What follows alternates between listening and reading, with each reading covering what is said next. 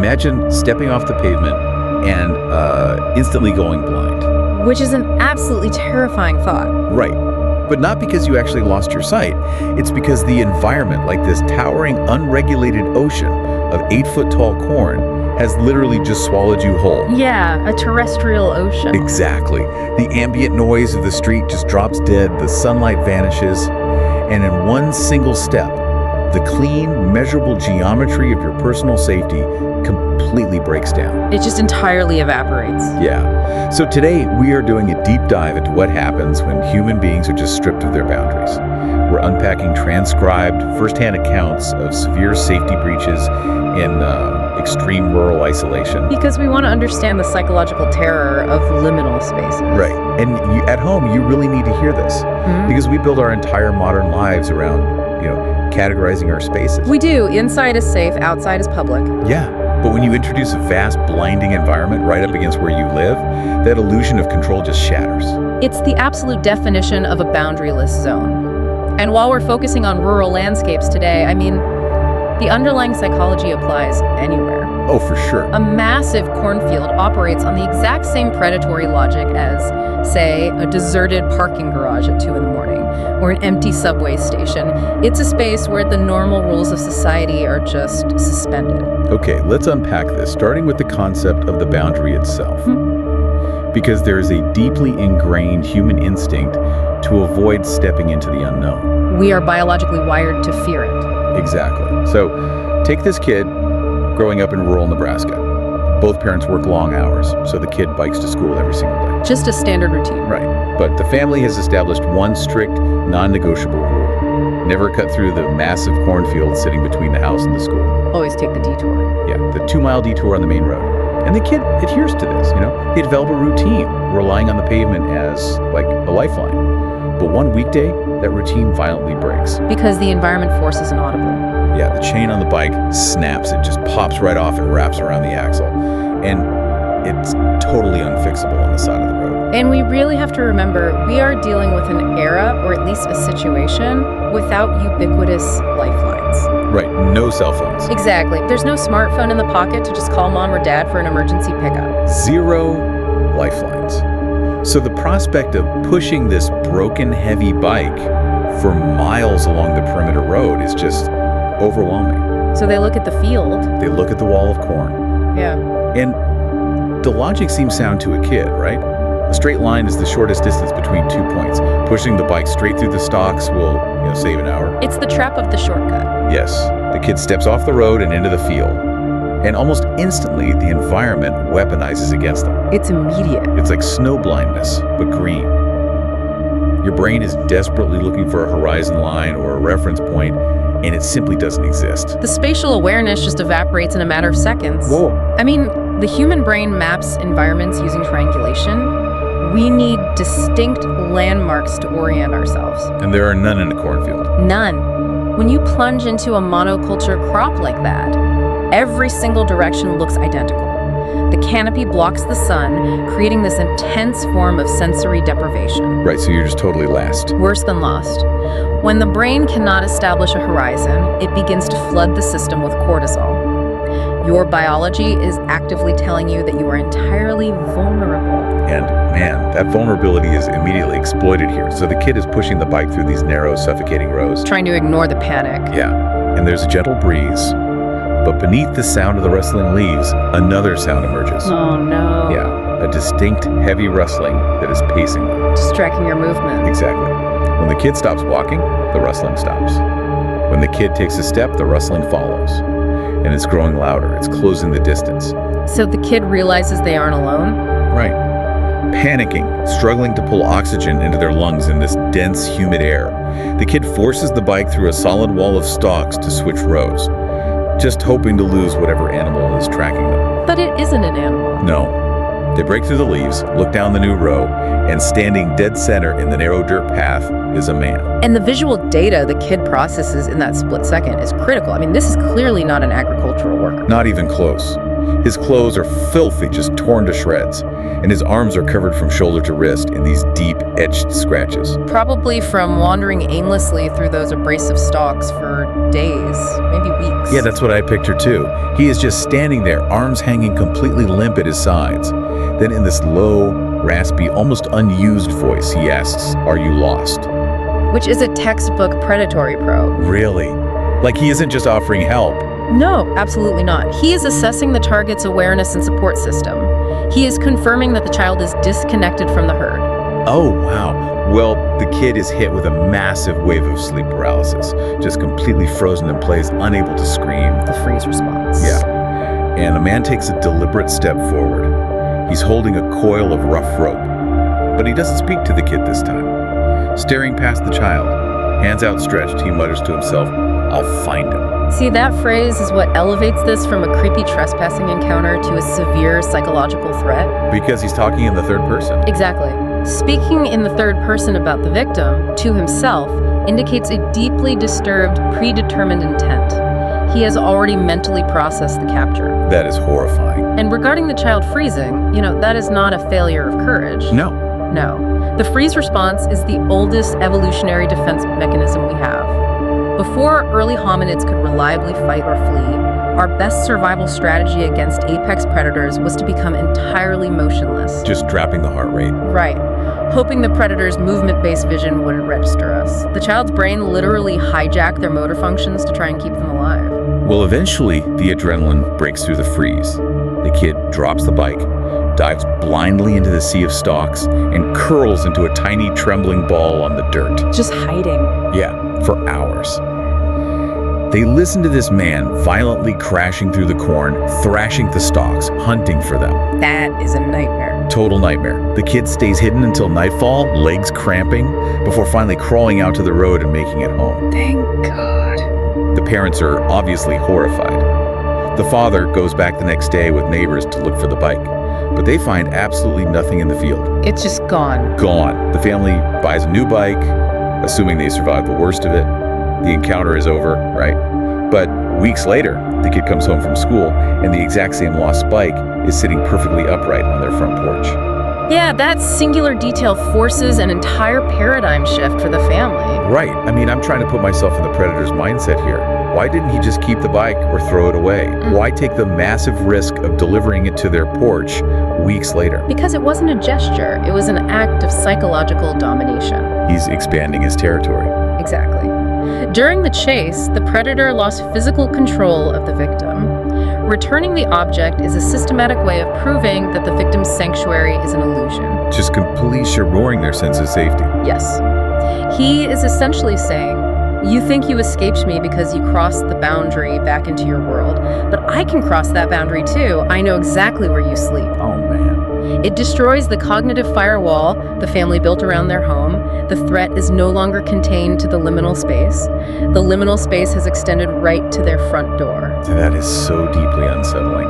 But, that psychological domination only works if you voluntarily step into their territory in the first place. Right. The kid broke the rule and entered the unknown. Right, they crossed the line. But what happens to the geometry of safety when you stay completely within your bounds, doing everything right, and the territory decides to shrink around you? Well, then we shift from an environment of opportunity to a methodical, encroaching threat. Yeah, which brings us to our second source.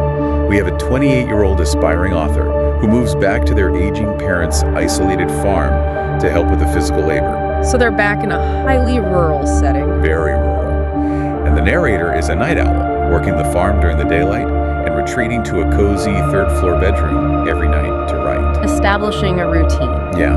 But about a week into this routine, they notice an anomaly. Every evening, precisely at sunset, a silhouette appears at the far edge of the property. Just watching. Just a figure standing perfectly motionless between the rows of corn, right where the manicured lawn ends and the wild crops begin. That is a visual intrusion that the brain desperately wants to categorize as benign. And the parents do exactly that. Yeah. The mother glances out the window and casually assumes it's the elderly neighbor's eccentric son checking property lines. They just brush it off. Totally brush it off. But the narrator notices a pattern. Every single evening, the figure is standing in a different spot. And every single evening, that spot is a few feet closer to the farmhouse. Moving closer in plain sight. It reminds me of the whole boiling frog analogy, Yeah. Like, they rationalized the threat away, adjusting to the slowly creeping danger until it was literally on their doorstep. It's cognitive horizon drift. Yeah. Like how your brain will literally edit out a blind spot in your vision, filling in the missing data with whatever surrounds it until the object you aren't seeing is practically running you over. The parents are editing out the danger to maintain their sanity. Cognitive dissonance is incredibly powerful here. To accept that a motionless, silent feeder in the distance is actually a predator stalking the perimeter that requires a massive expenditure of emotional and psychological energy. It's exhausting to be terrified all the time. Exactly.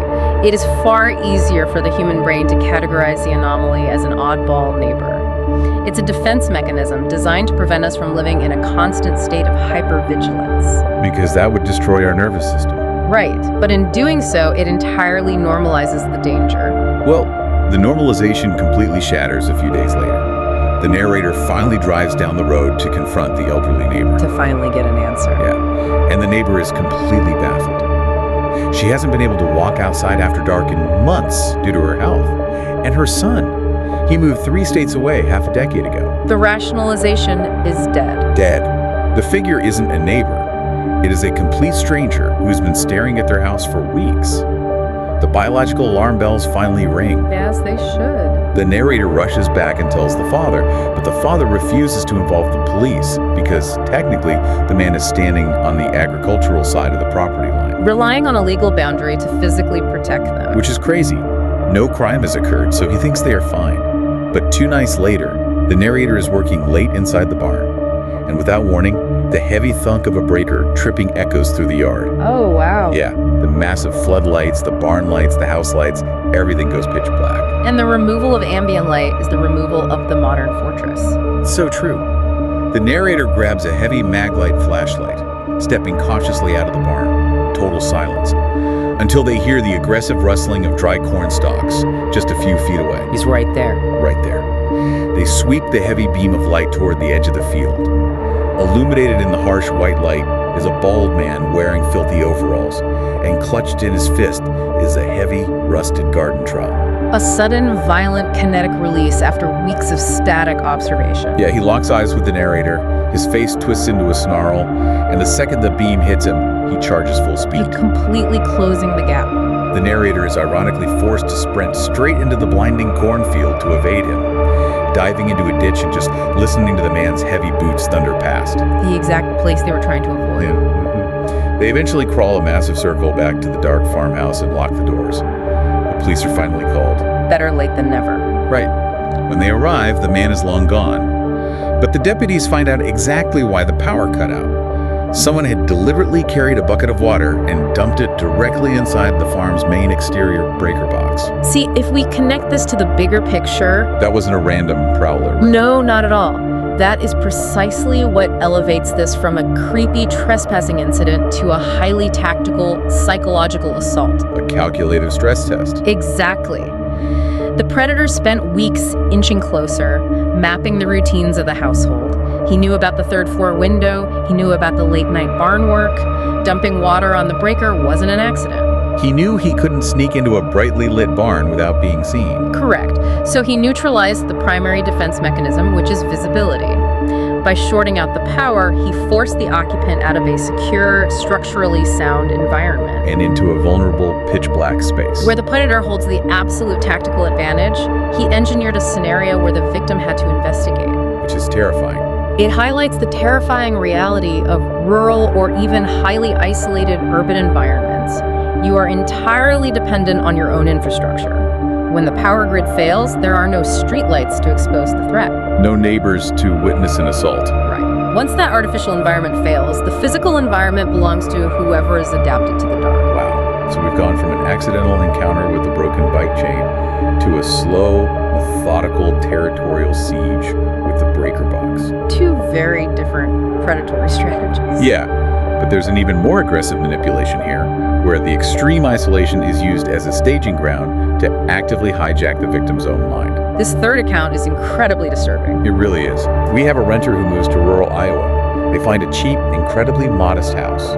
But the geographic layout of this property is alarming. Extremely alarming. The towering cornfield runs right up against a flimsy wooden backyard fence. The narrator describes the proximity by saying you could practically place one hand on the siding of the house and the other hand on the first row of corn. There is zero physical buffer zone. None. The unregulated space is literally scraping against the architecture of the safe space. Yeah. So it's a freezing, violently windy October night. The narrator steps onto the back deck to smoke a cigarette, shivering, staring out into the pitch black, thrashing stalks. And over the howling wind, they hear a scream.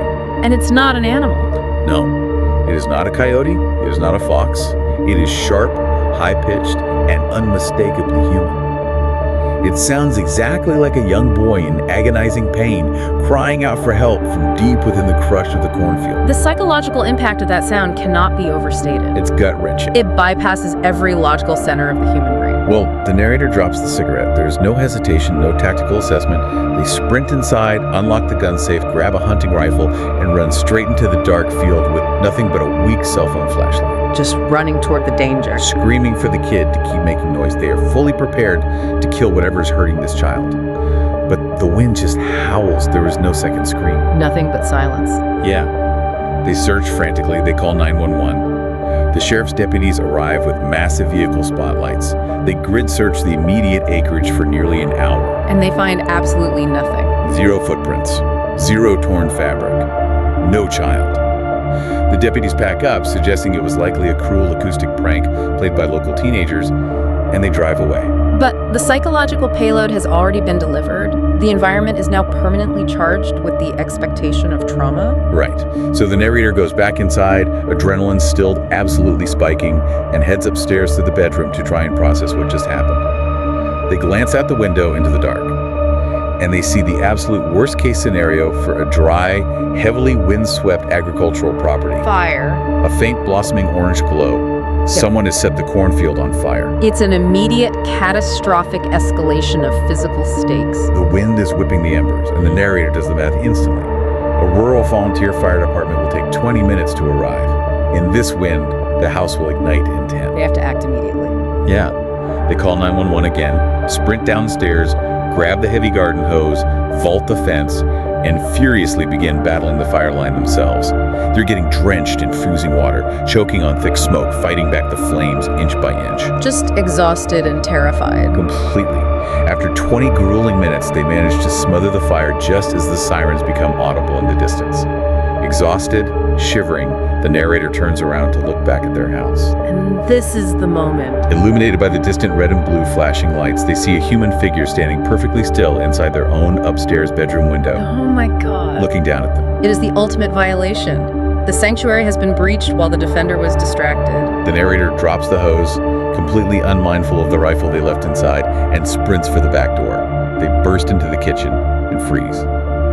The entire first floor has been utterly trashed. Ransacked. Yeah. The refrigerator is hanging wide open. Every cabinet has been violently emptied. Smashed plates and glass cover the linoleum. And just as their brain tries to process the sheer scale of the destruction, the heavy thud of the front door slamming shut echoes through the house. They just missed him. The intruder slipped out the front just as the homeowner rushed in the back.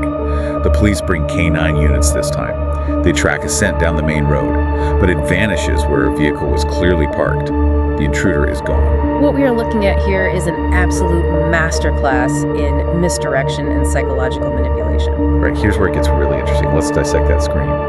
He knows breaking into a house where the owner might be armed is incredibly dangerous. Too much risk. So he needs the house empty and he needs the doors unlocked. He's using the homeowner's own human decency as the key. Is that what we're calling weaponized empathy? Precisely. What's fascinating here is the evolution in predatory tactics. The intruder conducted a rapid target assessment. A direct assault is a coin toss, so they don't attack the structure. They attack the biology. Exactly. They attack the biology. The acoustic frequency of an infant or a child in severe distress is biologically hardwired to trigger the human amygdala. It's just an instinct. It forces an immediate instinctual response that completely overrides the prefrontal cortex, which is the part of the brain responsible for tactical logic and risk assessment. So they don't even think. Right. The homeowner didn't think to lock the door behind them. Their biology demanded they rescue the child. It pulls you out of the fortress voluntarily. But when the narrator came back inside, locking the doors again after the police left, the intruder had to pivot. The empathy hack failed to provide enough time to actually get inside. Exactly. When the biological lure failed, the intruder shifted to a high-stakes environmental decoy, fire. Because you can't ignore fire. Arson cannot be ignored. It forces the homeowner to fully commit their physical presence, their attention, and their physical stamina to a location away from the primary structure. It's a massive distraction. The fire wasn't meant to destroy the house. It was a loud, bright, undeniable physical decoy to empty the house entirely. And the state of the kitchen, I mean, it feels so performative. It wasn't a stealthy burglary, smashing plates, leaving the fridge open. It's theatrical. It's meant to send a message. It's psychological terror. It's letting the victim know that while they were outside playing the hero, battling the elements, they were utterly defenseless where it actually mattered. It's a profound violation of safety. But the thing that haunts me is the initial scream. Was it just a digital recording played over a Bluetooth speaker? Was it vocal mimicry? Or was it, God forbid, live bait? And see, the ambiguity is the weapon. The not knowing. The not knowing is exactly what ensures the psychological wound never heals. If the victim knows it was a recording, they can process the deception. If they never know, they spend the rest of their life wondering if they abandoned a child in the dark. It is pure emotional sadism. Wow. So what does this all mean for us? We've got three vastly different demographics, three different states, but the exact same geographic vulnerability. The geometry of safety collapsed in all three. It proves that isolation is not simply a geographical metric. It is a psychological state that predators actively and methodically exploit. They use it against us. In all three of these accounts, we see the catastrophic failure of modern lifelines. The child relies on the safety of the paved route. The farmer relies on the power grid illuminating the property. The renter relies on the structural integrity of locked doors and police response times. But the cornfield just swallows all of that. The vast, unregulated environment negates all of those systems. It forces the victim back down the evolutionary ladder, where survival depends entirely on instinct and immediate physical reaction. It really just strips away the illusion of civilization. You know, whether you are listening to this deep dive in a high-rise apartment in a bustling metropolis or in a farmhouse miles from the nearest neighbor, your brain relies on predictable boundaries to maintain a baseline of calm. We need those boundaries. We implicitly trust the locked deadbolt. We trust the glow of the street lamp outside our window. But when those boundaries are tested by a broken routine, by a blind spot that slowly creeps closer to your door, or by a sudden calculated scream in the wind, our modern tools are often rendered completely useless. And that requires a fundamental reassessment of how we define security in the modern age. How so? Well, we spend a massive amount of money and energy trying to fortify our personal spaces. We install smart home networks, biometric locks, and high-definition perimeter cameras that ping our phones the moment a leaf blows across the driveway. We love our tech. We do, but we essentially outsource our situational awareness to Wi-Fi. We build a digital wall so we don't have to pay attention to the physical one. Precisely. We allow our primal instincts, the very instincts that kept our ancestors alive when the environment was entirely liminal to atrophy. Because we trust the camera to do the watching for us. We do.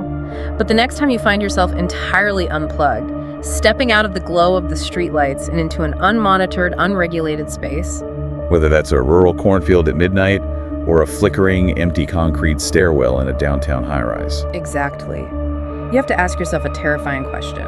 We all crave a little peace and quiet, a place far away from the crowds to decompress. But the next time you find yourself longing for total isolation, ask yourself, are you creating a sanctuary for your own peace of mind, or are you just building the perfect soundproof room for someone who means you harm? Wow.